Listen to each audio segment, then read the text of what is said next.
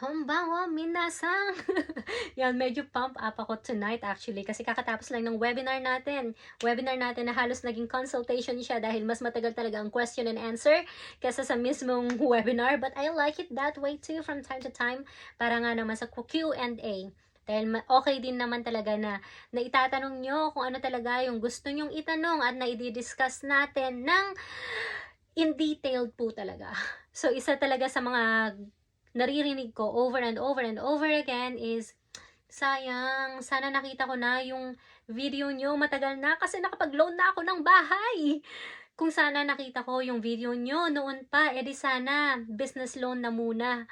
Kasi lalong-lalo na po para sa mga ready to invest na talaga, sa mga stable na permanent resident na dito at okay naman ang annual salary, yes po, okay na okay po tayo para sa business loan. I know na marami talagang nangihinayang na spend muna or naka-purchase muna ng bahay, nakapag-home loan muna.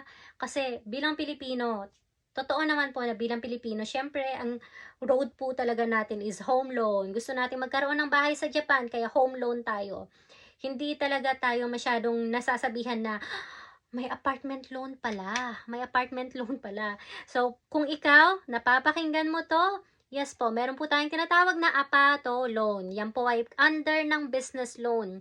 So, kahit na wala ka pang bahay, po pwede ka sa business loan, po pwede ka sa apato loan, as long as ma-check mo lahat ng mga nasa checklist ng banks.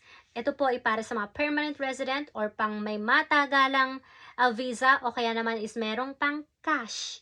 At kung gusto mo pang matuto, follow for more at maghanda ka na rin para sa susunod nating Zoom webinar para matuto pa po tayo. Good morning blessing!